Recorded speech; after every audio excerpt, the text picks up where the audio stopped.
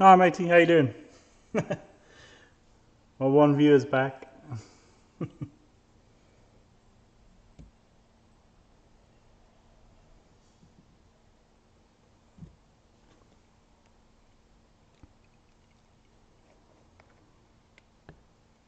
It's the only way you get replies to your messages, isn't it? You come into chat.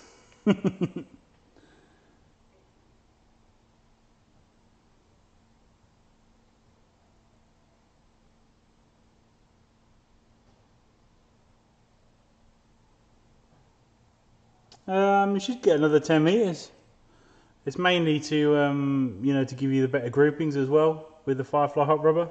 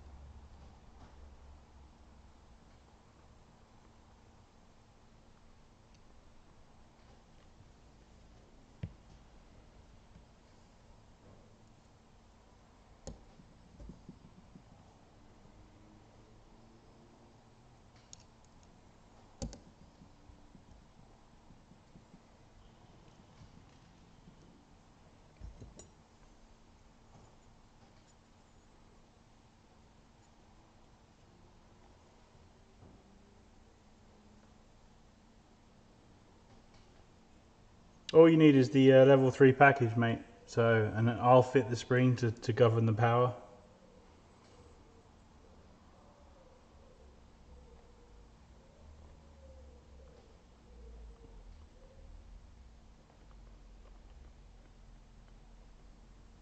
If you want the added strength, just go level 4.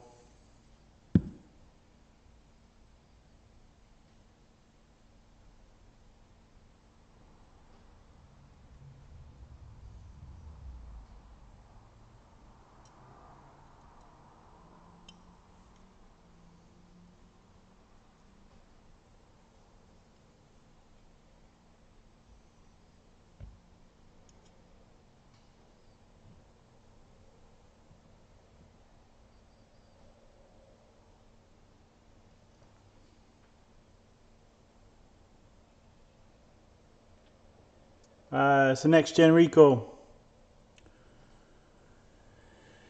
M4, replacing the broken piston.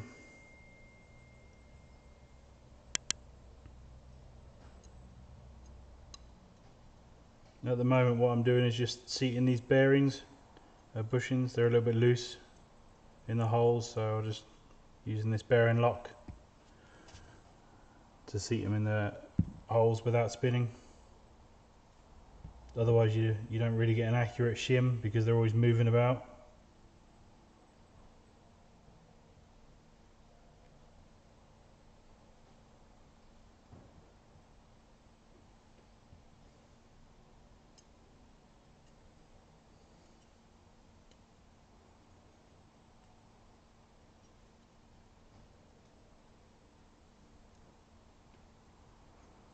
If anyone's got any questions, just ask them in the chat and I'll try my best to answer.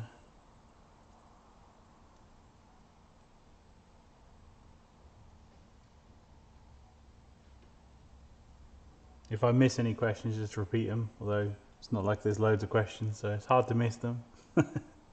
Maybe I don't answer them to the fullest extent.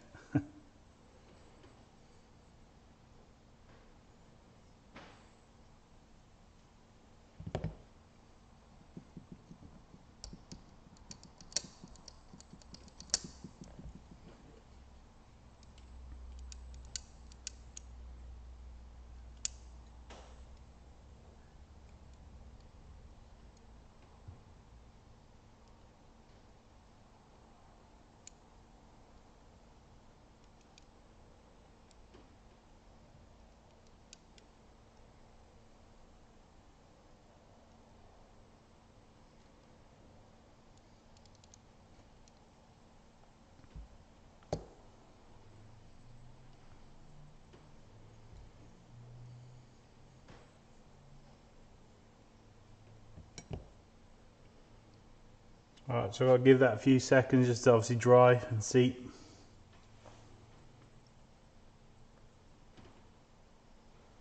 Favourite gun? Is next gen recoil too broad an answer? All of them. I still like that M16 A3 recoil I built. I still miss that. That was a beast.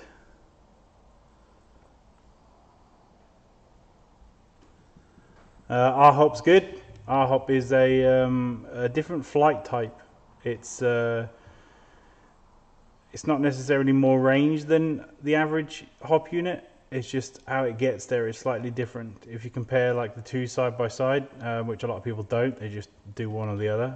But if you compare them side by side, the RHOP just seems to provide a lot of backspin, which just basically sort of gives just a straighter flight to where you're trying to get to. So I mean, in testing, we got 90 meters from both builds, but the Firefly hop rubber just seemed to be like a different sort of shot type. So it would sort of arc in a little bit towards the end of the shot, but it was very good groupings, you know. So yeah, so obviously the RHOP was just a different kind of flight type.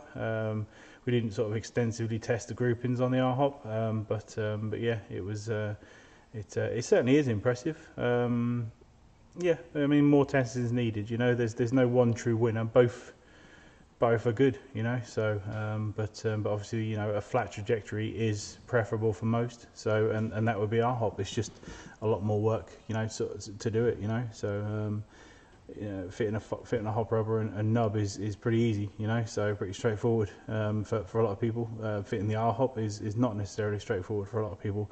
Hence, most questions is RHOP, you know, how do I do it and all that sort of thing, because it's not, it's not necessarily straightforward. Maybe for people who have fit it, but then, you know, when you know how to do something, anything's easy then, isn't it? So.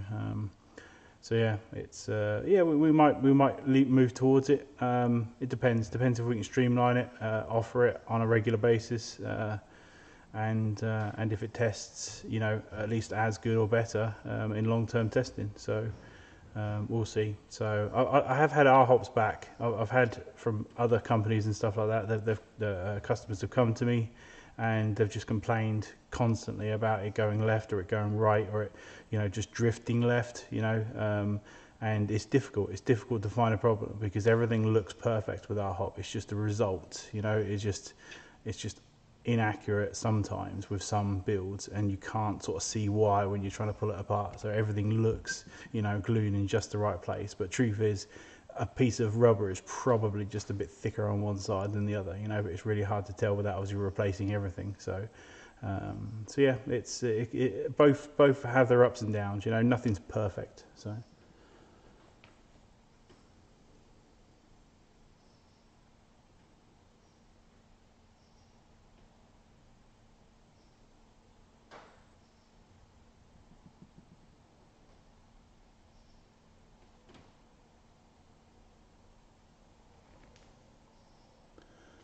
yeah, it's difficult, mate, to test, to be honest. You know, I mean, whoever does 3 different builds, you know, you've said a couple of different brands there, if you know what I mean. So there's not many people have, you know, the money, let's be honest, yeah, to do 3 identical builds, you know, on 3 brand new guns, and then just compare them all side by side. Yeah, most people, you know, they're doing testing on one, then at a different occasion they're doing testing on the other. They're not doing it side by side. If they are doing it side by side, most guns have differences, you know, so it will be 2 customers' guns or 2 people's guns, and they're not identical, you know, so it's not really the fairest of tests, is it? So really what you want to do is and this is what we're obviously going to be aiming at doing, is we'll start to do builds with it, and then we'll just see, you know. So we'll do a couple of test builds just to make sure it's acceptable, and then we'll start rolling it out, you know, for customers that request it. We'll offer it as a separate choice, you know, and then depending on results and the feedback that we get from customers, and we'll then, you know, make our final choice about what we sort of run with, or we might just keep offering both, you know, for people who want a bit of both, you know.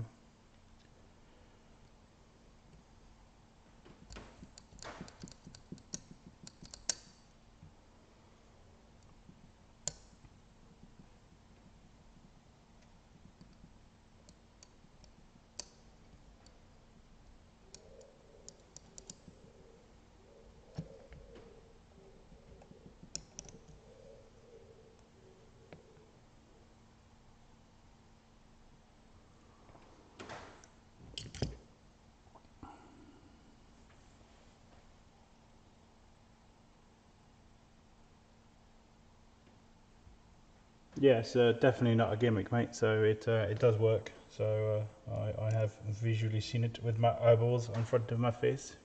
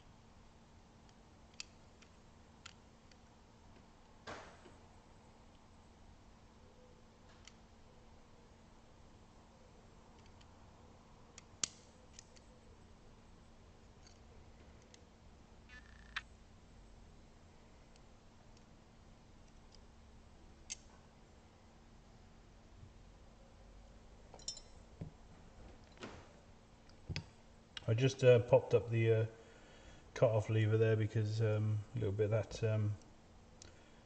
bearing lock just crept underneath it, and I didn't want that to dry and go hard over a period of time, and obviously stick that cut-off lever in place.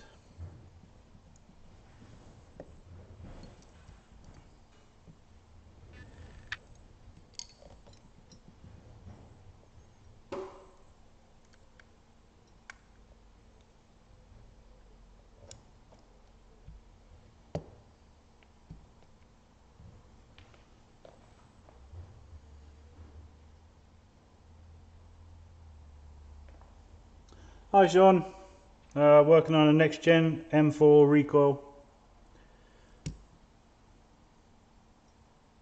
It's Eagle6, of course I'm working on that. TM forever.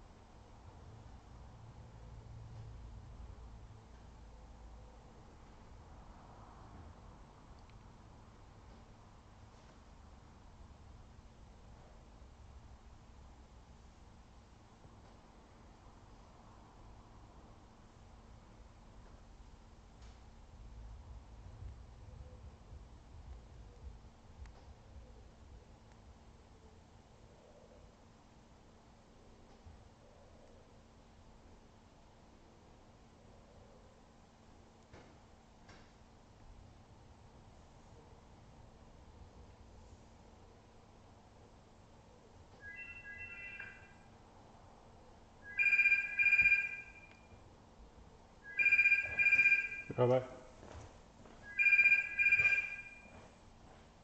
Hello, Eagle6.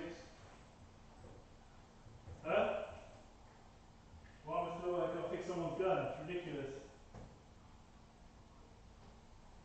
Yeah, I'll tell you. Yeah, do it.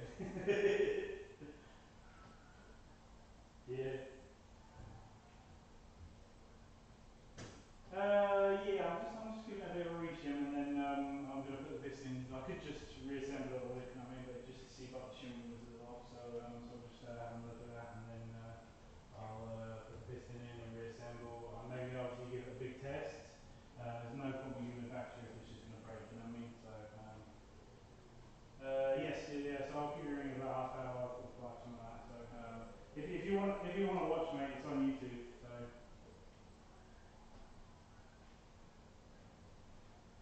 Oh, okay. Well, you can watch me while you're in bed. You know, just thinking about me. So. Yeah, it's live on the internet, mate. So. Alright, mate. Bye.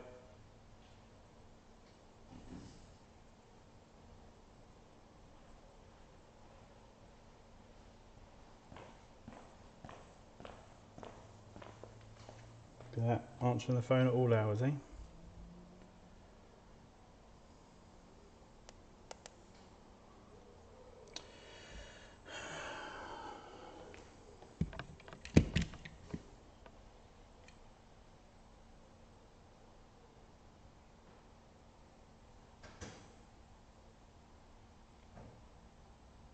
Definitely, Sean. Yeah, come in and have a go.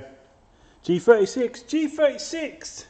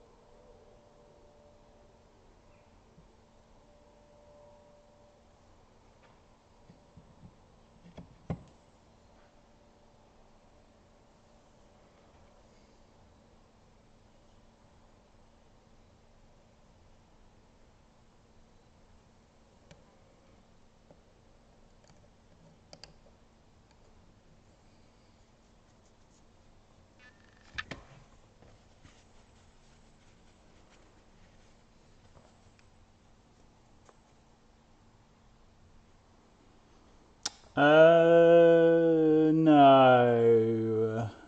I could order one.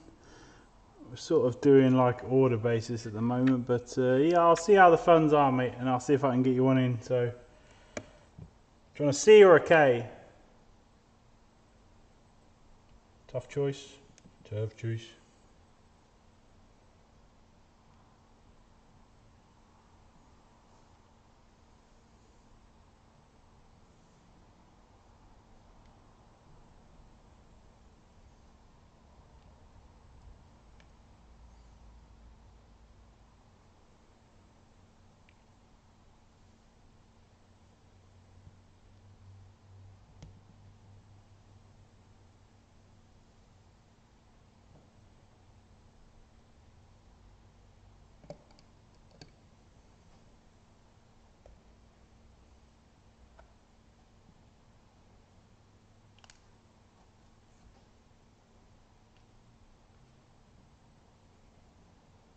I like 0.3 on the bottom of this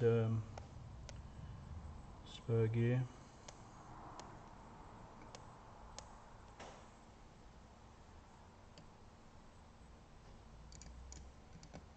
You want to keep it low, but not too low. You don't want to be hitting the bottom or anything like that. And then I've gone 0.4, so just want 0.1 higher on the spur gear, just so it sits slightly offset to the spur on this sector gear. Sorry. If you're going with a MOSFET, you know, you might want to, especially the Mark Zero, you might want to consider smaller shims rather than the wider ones.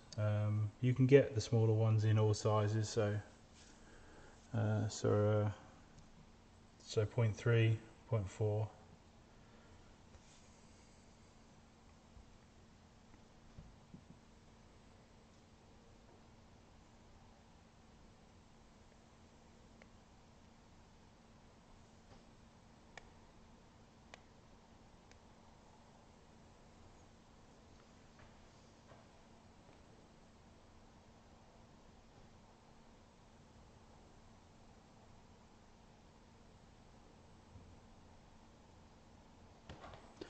Yeah, sure. And you're letting the team down. You could call yourself like Team Recall or something. Something cool. Not like Black Wolf or anything like that. Something cool like Team Recall. Team TM. TM forever. TMR us.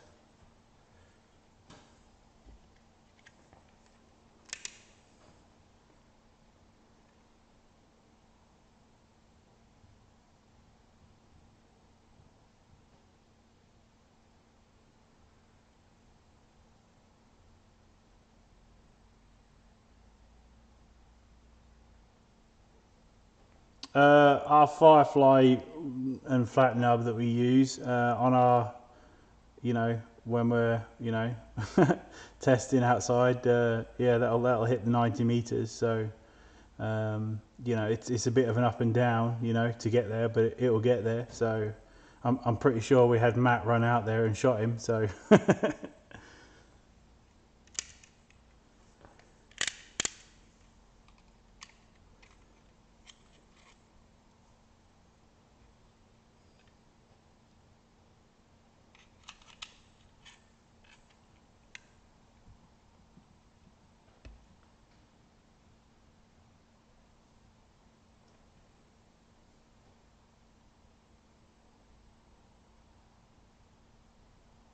Alright, so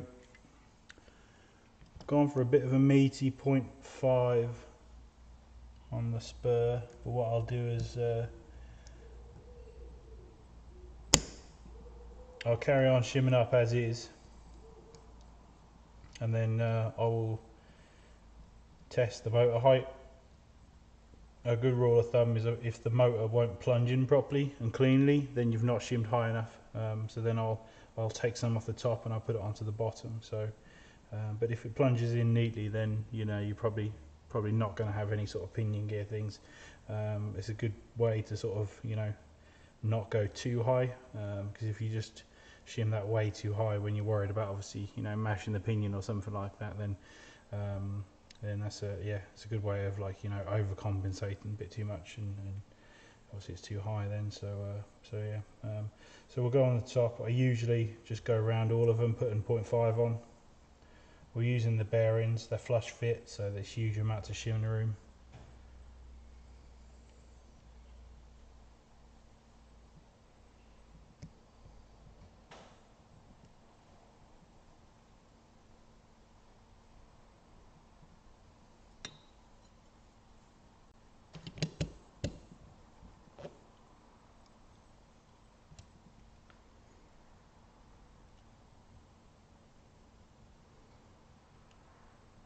Okay, so we need to add about 0.2 on the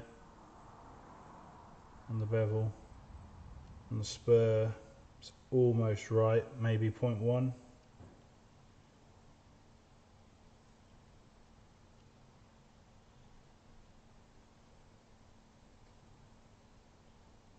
And the sector might be too tight.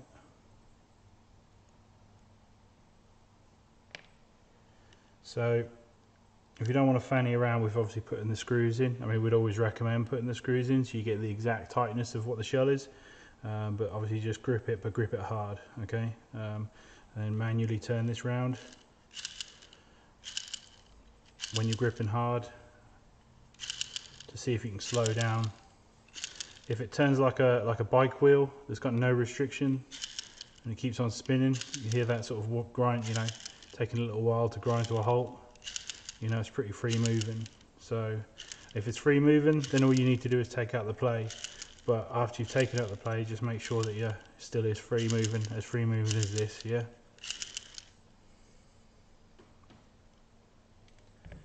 So we're not going to touch the sector gear because we know that's pretty much bang on.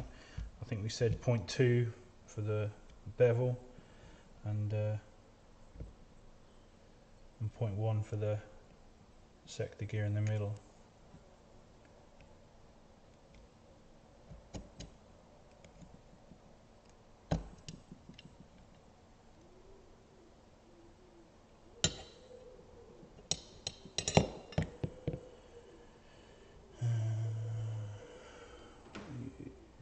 0.1.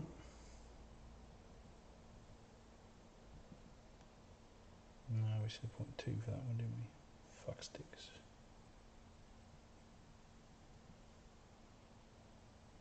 1.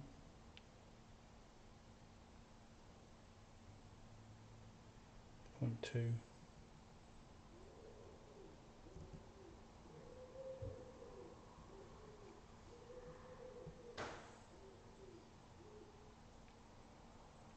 Seems like quite a lot for the top, but we'll see.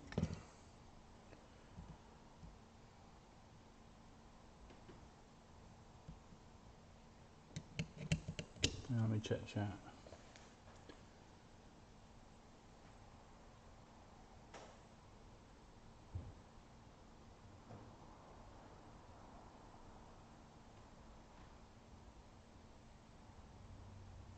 We generally recommend for the recoil spring around about 16 plus, maybe 15 plus. Basically, if the battery pack and the gun is not powerful enough, then that recoil spring can be quite detrimental. Okay, in terms of rectifier, trigger response, generally causing lockups on guns around sort of 12 rounds per second. So we generally put out there and just say, look, you know, if it's a high rectifier build, because this built one here was 16, something like that, maybe even 17, and it's obviously got this ridiculous high torque motor, which is just endless torque, never ending torque, and this is just destroying pistons. So so we're potentially going to have to go down the route of, like, you know, high rectifier stuff like AOE correction and lightning pistons, all kinds of stuff, yeah, just to somehow try and get this damn motor to stop chewing up bloody pistons. So yeah, so that's fun and games. So yeah, so we're trying a TM piston, which is a bit more give in it than the Prometheus ones, to see if it will yeah, not kill it. So but yeah, 15 plus maybe 15 plus, yeah, give it a try.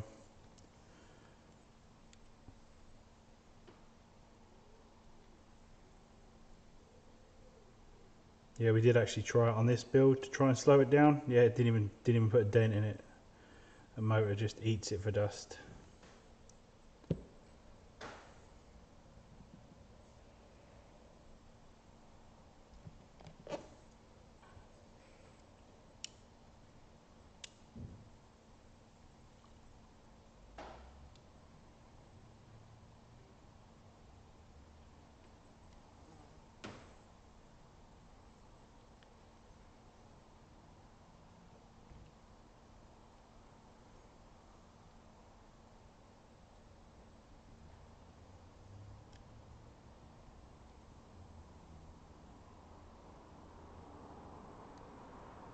Yeah, that bevel's nice. You just got that 1mm bit of give. You never want to make it so it's like got nothing. Not really. Well, I suppose the you know, the actual spin test is what does the final. So that sector is just, it seems too tight, but the actual test was alright, wasn't it?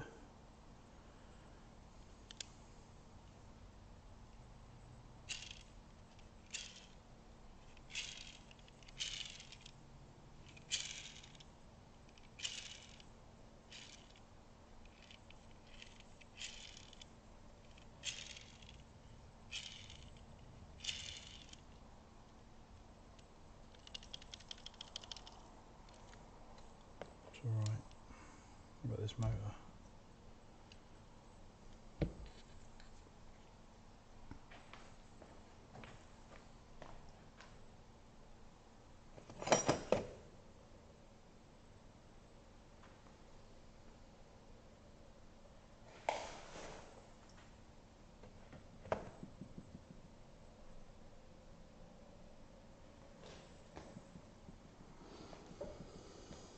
Where's the tools? Where's the tools? Can I find the tools?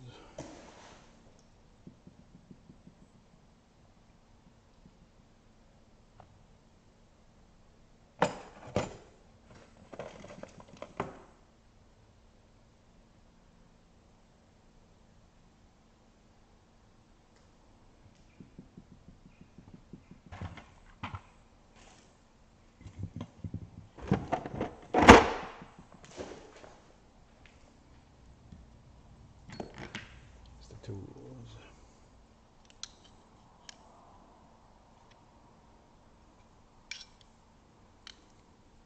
What I like to do is use this pin punch here, a really thick one, just to make sure this red wire sits as low as possible so it don't catch on the motor. If you remember to do it before you assemble it, you know you're not going to have an issue.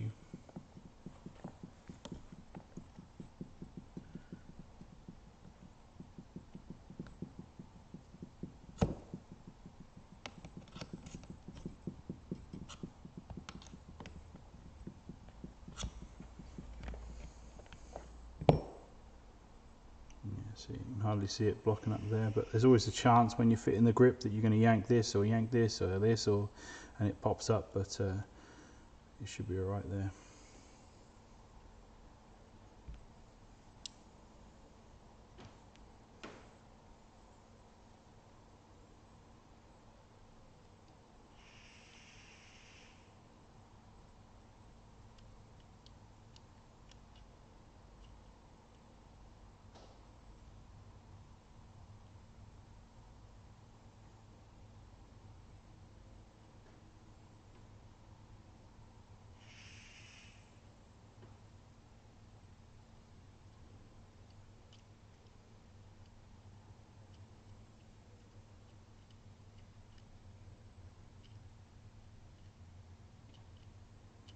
It's close. I think I'm just going to go 0.1 from the top to the bottom.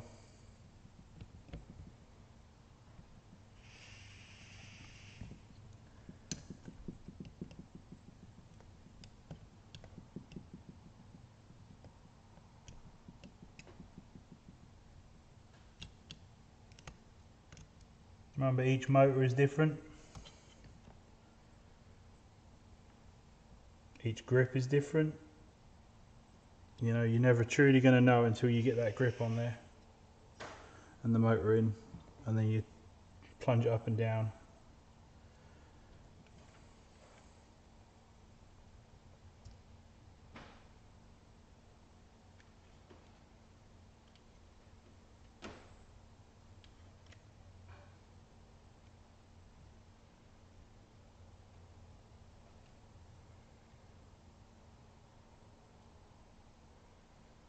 Okay, so we're going 0.2. Let's see what happens with that.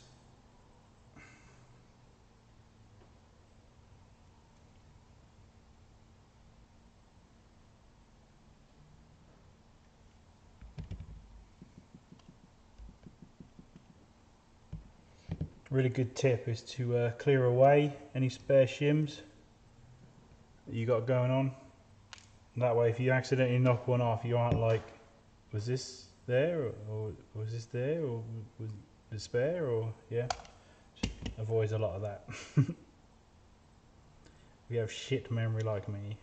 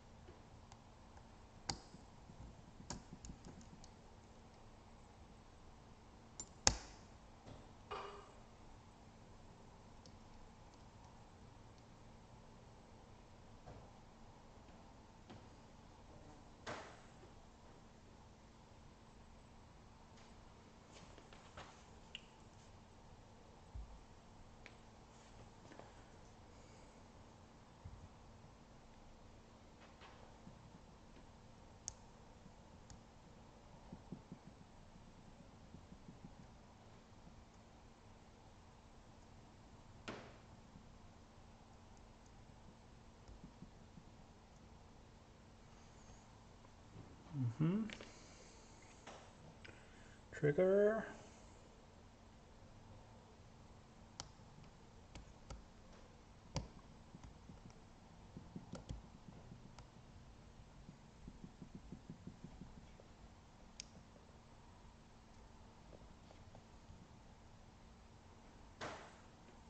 Okay. Gears, ARL, trigger, guide, cylinder set. You can do it, piston. Be strong. Be strong.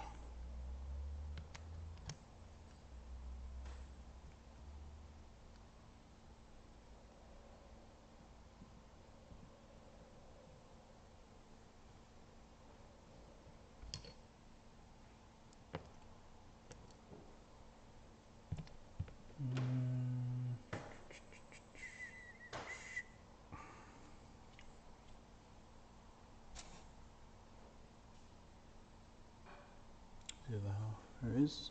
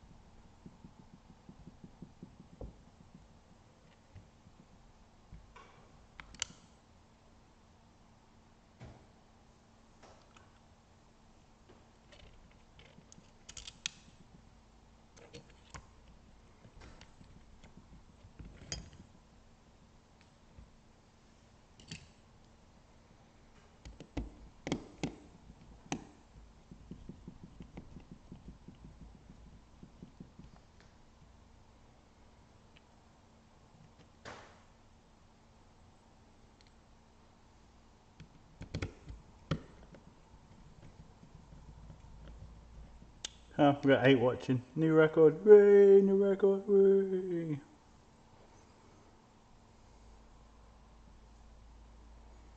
And there was much rejoicing.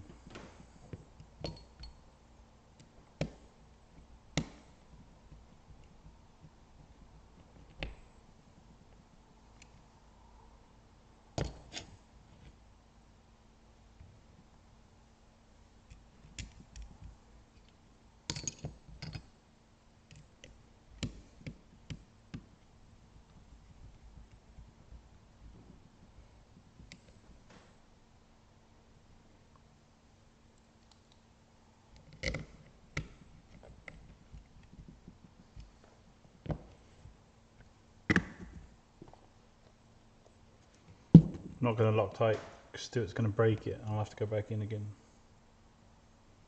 Joking, not.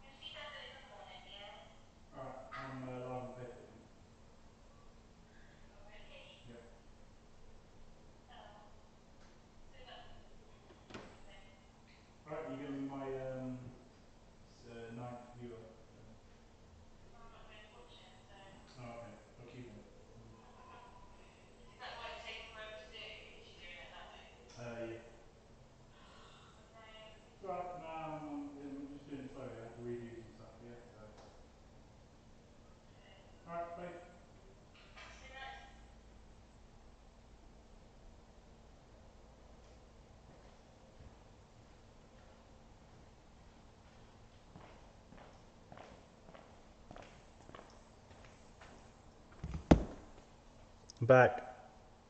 We gained a viewer, yay. So I go off screen and we gain a viewer, so. What does that say?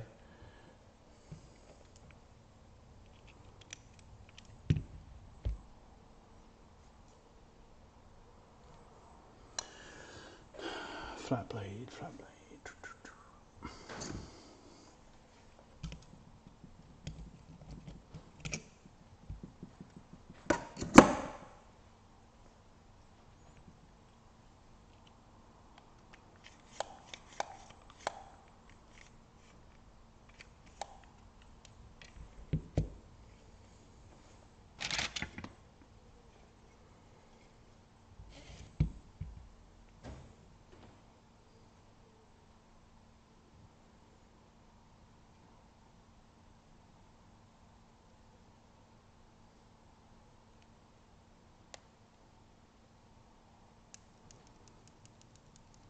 I don't think I asked you guys what the quality was like.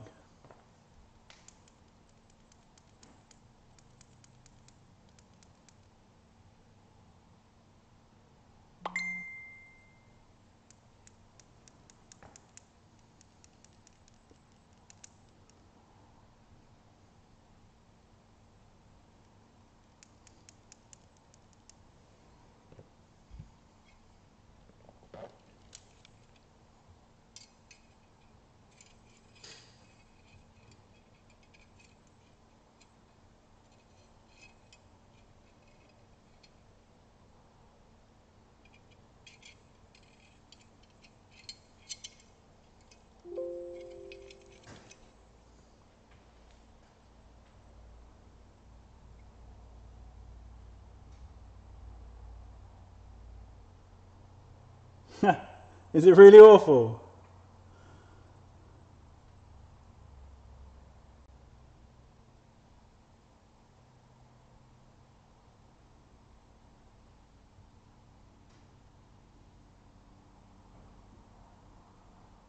Yeah, I think we actually are streaming on Twitch. Not that I've been watching Twitch chat. Oh look, nothing on Twitch chat, so that didn't matter, did it?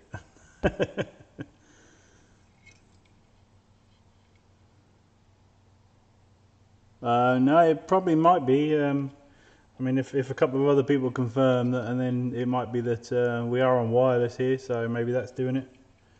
It is a pretty fancy camera though.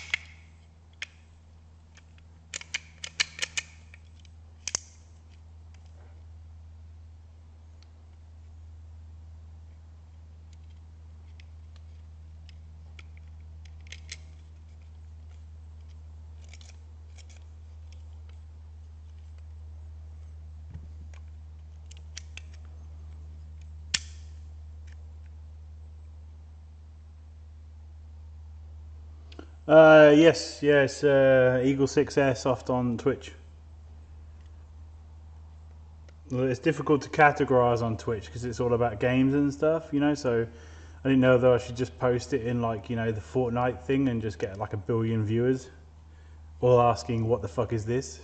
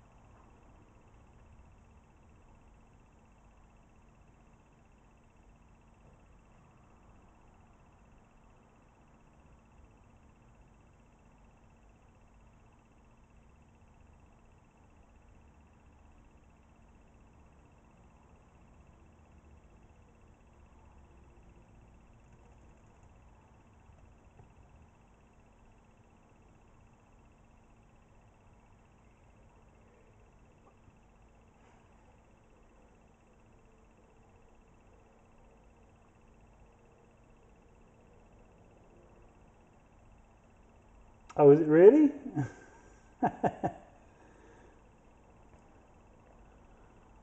Oh, maybe it's the video bit that's broken.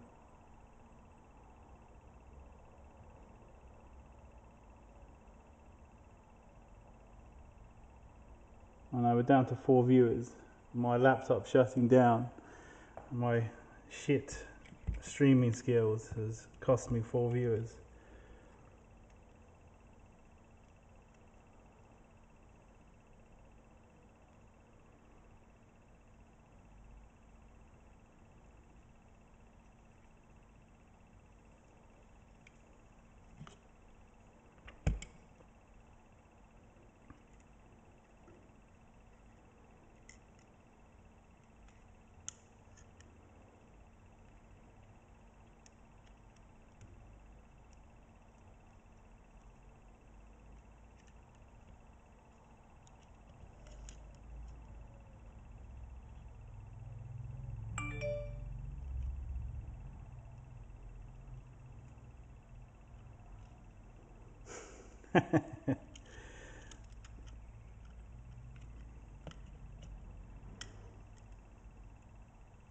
No, I'm not getting naked. sorry to disappoint Stu.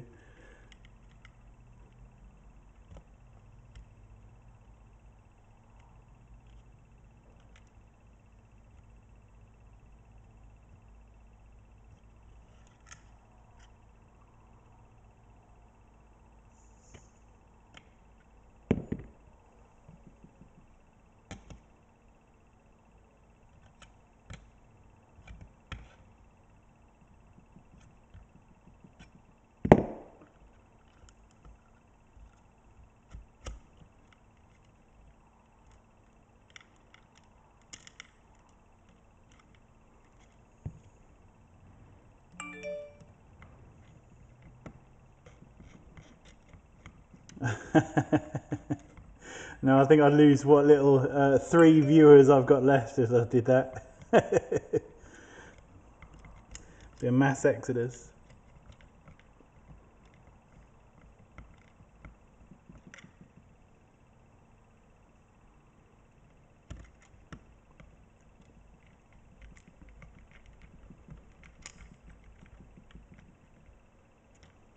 Suppose you can tell if I'm working or slacking off on here. Should have it on all the time. Eagle6 live all day. Get to work.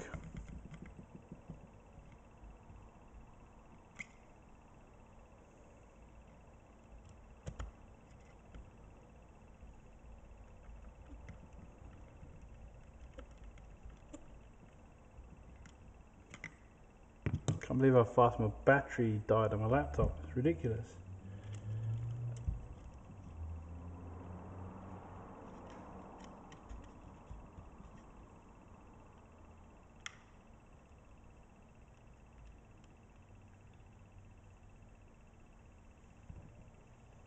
Here goes the beast, the expert brushless motor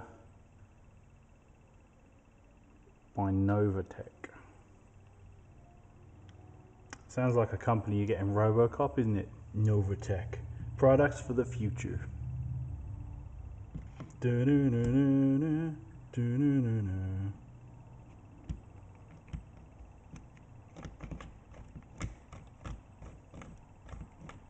Okay, so it's plunging without interference.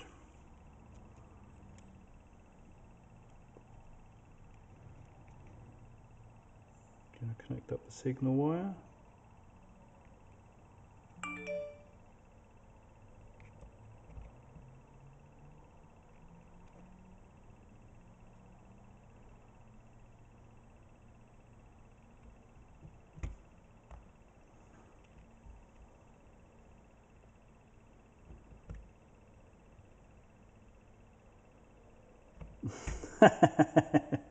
They sneak it into the back room in the toilet.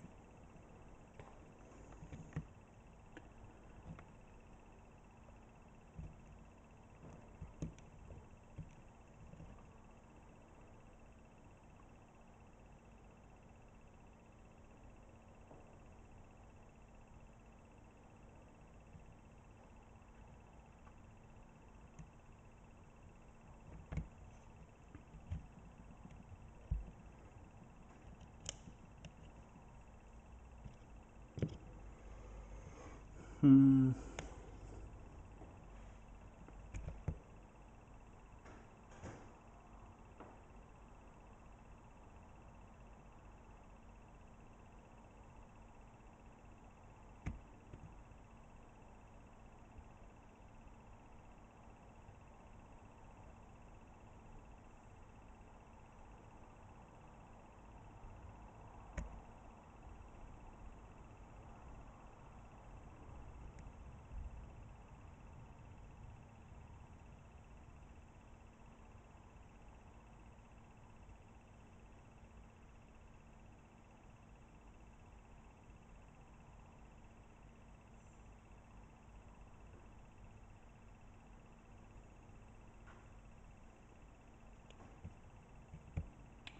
Different types of next gen gearboxes.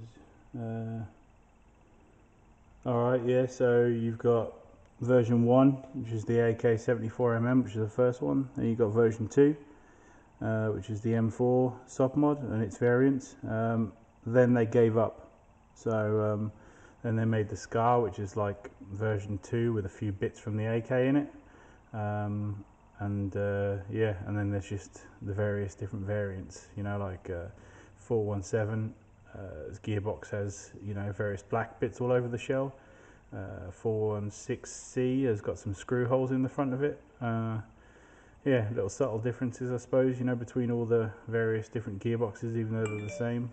But yeah, basically it's new version 1, new version 2, and then after that they gave up. So now it's basically just you buy parts for the particular gun that you're looking for. So you buy a SCAR air nozzle, and that just also happens to fit M4, you know.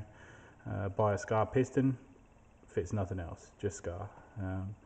And likewise for all the other various bits and stuff. So it's good to just search for SCAR, whatever you're looking for, if you're looking for SCAR bits. If you're searching for AK next gen, look for AK next gen bits. So, but of the AK is basically version 3 apart from a few bits and bobs.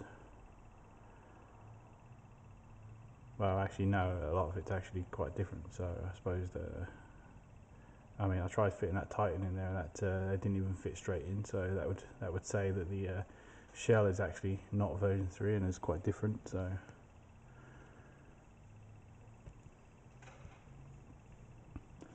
would you say that M4 patterned ones have the most under market support, like in the standard AEG market?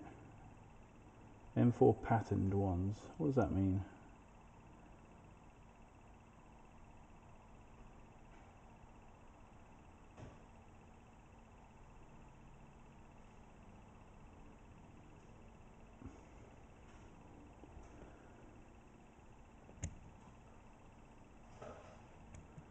Have the most aftermarket support, do you mean?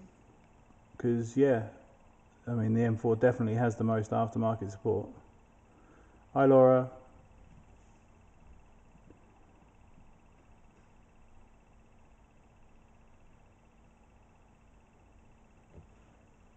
Yep, that's right. AK, M4, G36 and SCAR for the recoil shock.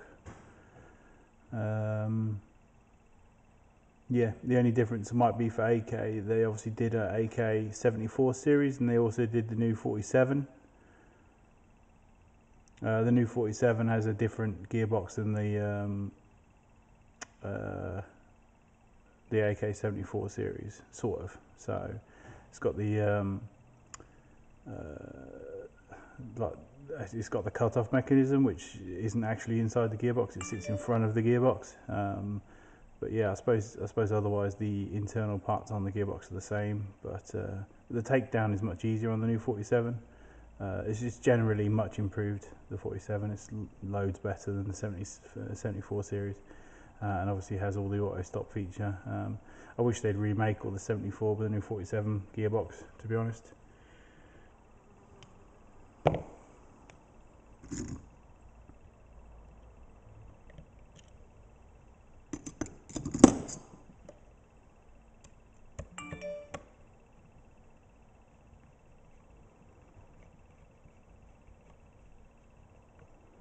I agree, Stu, you do need beauty sleep.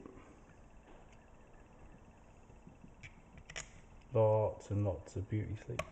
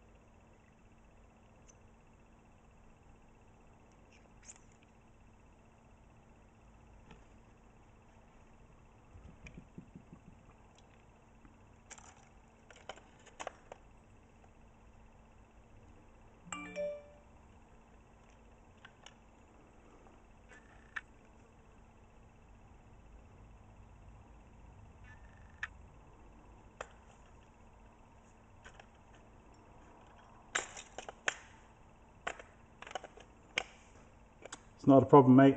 My spelling shit when it's not on a phone, so. So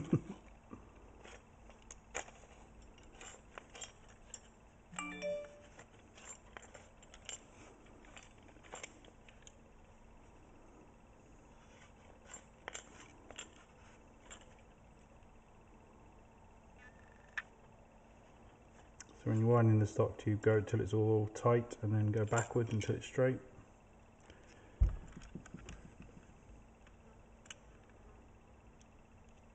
Stu, I don't care if it shoots 200 FPS, you're getting what you're getting. Getting what you're getting.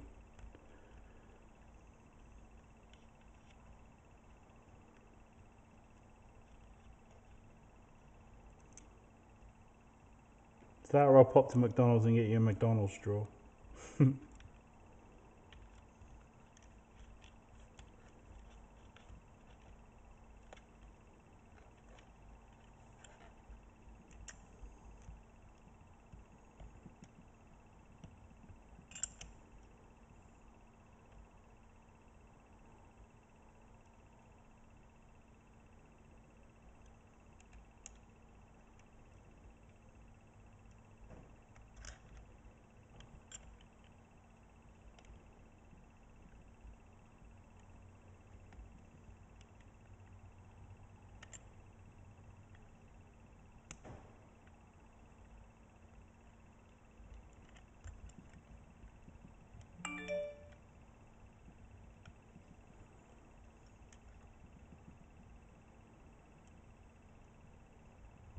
Huh.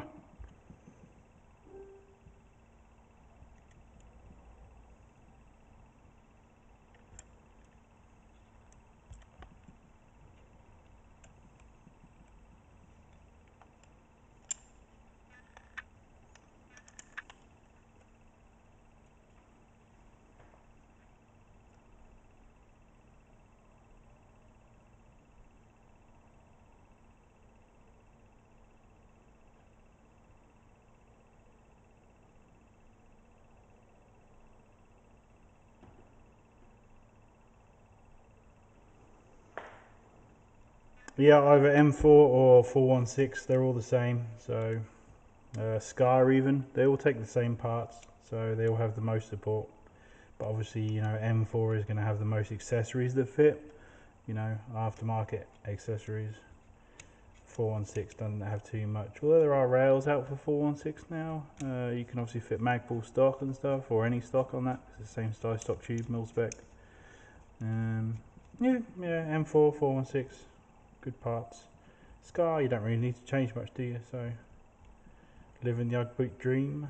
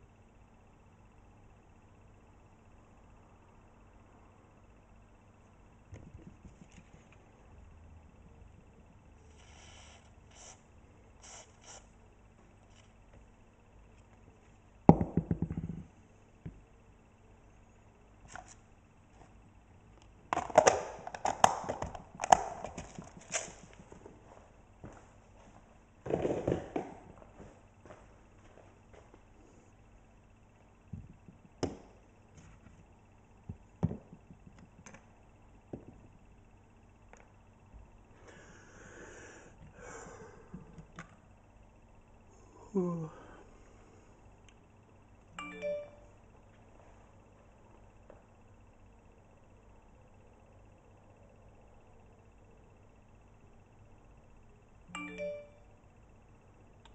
AK-47, you know, is vastly better from my point of view. You know, you're not going to get any sort of change over the 47, sorry, 74 in terms of accuracy and stuff. So, so yeah, obviously, you know, the only thing you would get obviously is the auto stop feature. So, externally they've improved a lot. So it's got a better low receiver. The takedown is easier. Obviously auto stop. They've changed the sort of the gearbox itself. It's different coloured gearbox. It's white. Sorry, the silver, standard silver instead of black. Yeah, just better. Little improvements. But accuracy, you know, the stuff that sort of airsofters generally care about, and then looks. You know, accuracy is about the same, or it is the same. So yeah, so I suppose it's just the cosmetic stuff. But when it comes to AKs, cosmetic stuff is really important. So you know, people go crazy if it doesn't have like wood, you know, and authentic factory markings and stuff. So.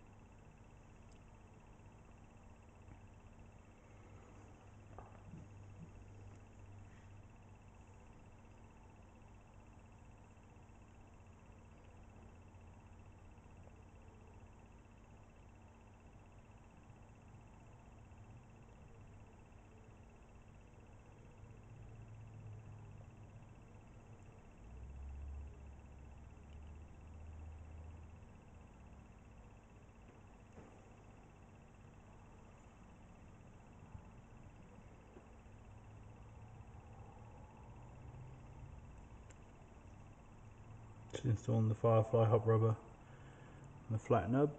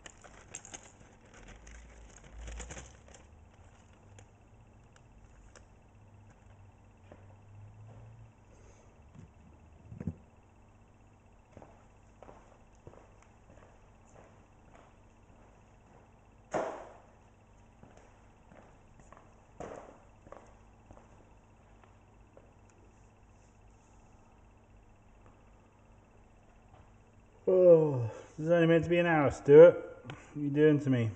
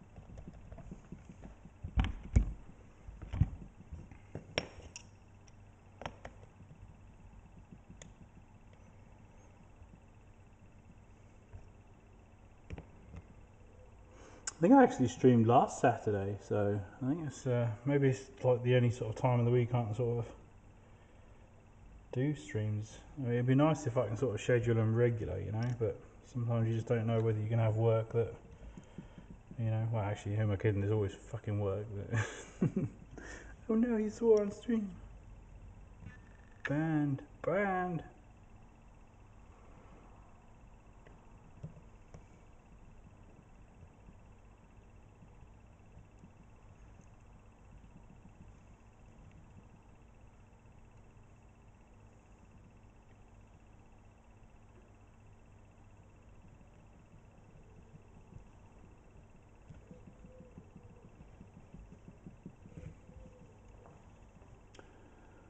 I've noticed the Recoil Shock series has really taken off over there across the pond. I don't hear much about them over here in the States. I might be wrong though, since I haven't been able to play much recently. I do see them on sale on HopUp, Airsoft Classified app. So basically, a lot of Airsoft stuff is only popular because it's available. So you'll find people sort of really raving about a certain brand from a certain country because it's being heavily pushed by, you know, retailers. So if people can buy it, people can chat about it. So that's branding, you know, that's how retail works. So TM is just not really available over in America. So because of that, because of how difficult it is to get, you're obviously going to not going to have many people talking about it. So so that's the only reason really. So yeah, that, and it's sort of generally sort of frowned upon as a sort of low power sort of brand, you know, when you can buy sort of, you know, because some people sort of look at guns and think, you know, more FPS equal better, yeah, so that's not necessarily the case. So the reason TMs are so good is because they put a lot of time and effort into really good hop units. Because of that, when you do increase the power up, they then become really good. So I like to use the analogy of somebody who has their hands tied behind their back, which is in essence what Tokyo Marine has, you know, because they can't go above, by law, 300 FPS. So they still have to make really good ranging guns. So because they're, you know, have their hands tied behind their back so much all the time, they are forced to innovate, yeah, so in terms of the hop unit. And to try and make their products good and attractive in other ways other than being, you know, powerful. So whereas some of the other brands out there, they just chuck a really big spring in there and hope you're okay with that, you know. So and they will sell more sometimes just because it's got a, you know, higher FPS. You know, as people see bigger number, they think better, you know. So that's just consumerism, I suppose, you know, the nature of the beast.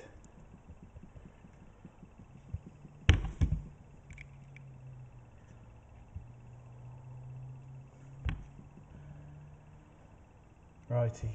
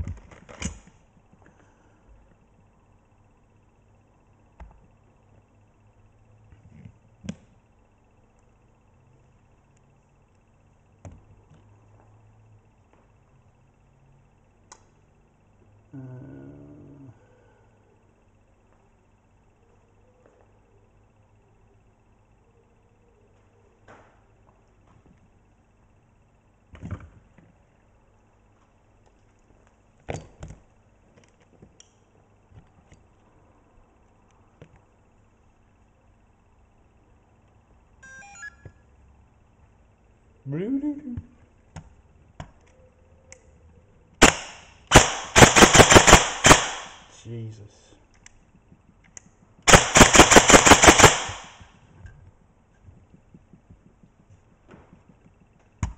Friggin' motor shakes the gun when it fires. It's a fucking beast.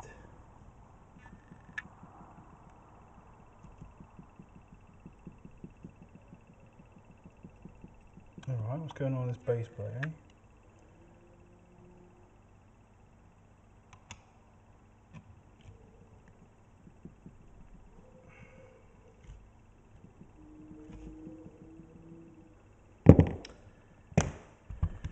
Oh, never ending.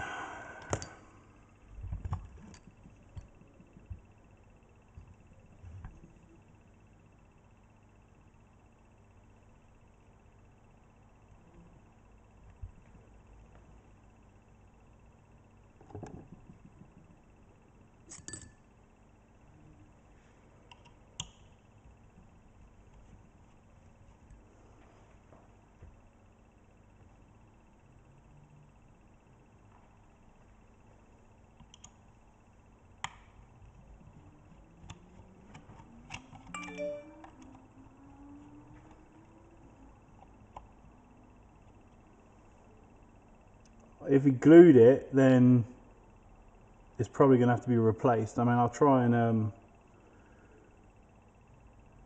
see if I can get some heat on it, you know, and get it undone. But obviously, there's plastic around it, so there's only so much heat I can apply, really, you know.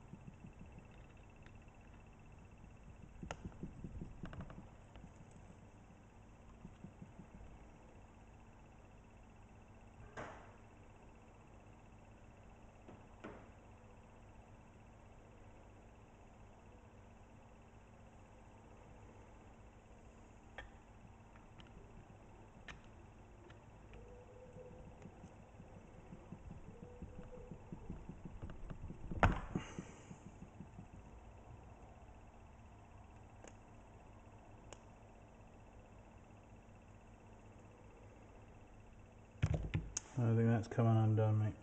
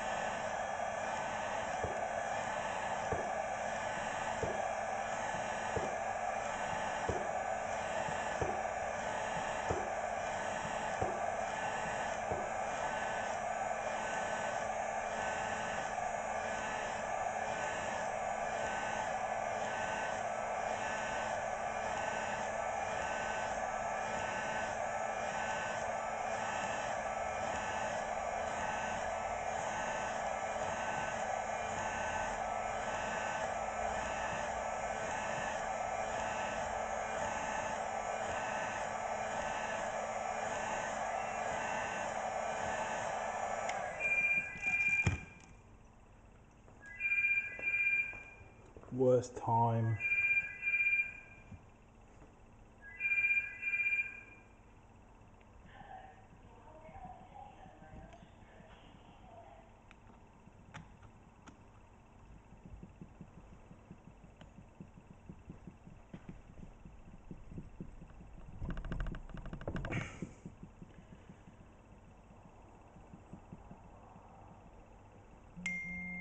Oh, come on, honestly, who puts glue on these? Jesus.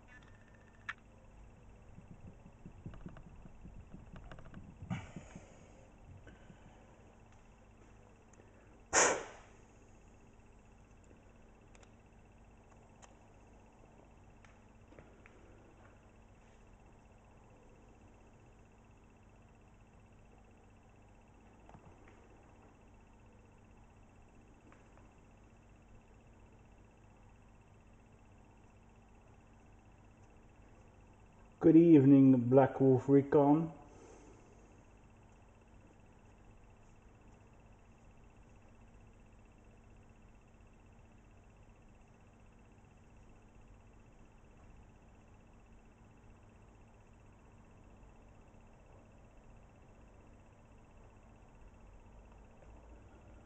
I think Airsoft GI does a lot of stuff for recoils. I think so. I think one of the gun techs there was messaging me about the DTM MOSFETs, you know, the installs for them. I mean, you know, you've got to be fairly into TM recoils to be fitting, you know, DTM MOSFETs. So I'm pretty sure it is Airsoft GI that messaged me. It's certainly worth, you know, rather than assuming, because some of these big places, you know, that they're working on scales that, you know, like we have to do a lot of advertising, do a lot of, you know, pushing of, you know, to try and get out there what we do every single day. You know, these big stores that they're so big they don't, you know, care to a degree, you know, so because they've just got so much work every single day, they're just busy probably doing it, you know, so so it's worth, rather than assuming, if you know what I mean, to ping them an email just to see if it is something, you know, they can do.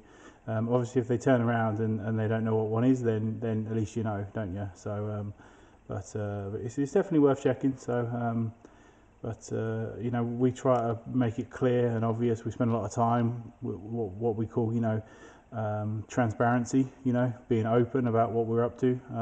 You know, you can see here what we're working on, whether I'm making mistakes, not making mistakes. It's all out there, you know, for the public to judge. You know, we don't, and we've got to be like that. Otherwise, you know, it's just, you know, it's just our thing, you know, for obviously pushing ourselves further forward. You know, we think it's the next level of teching, you know. So just being this open. So, you know, it just gives customers, I think, a lot of confidence, assuming I can fix the bastard gun, that is. So.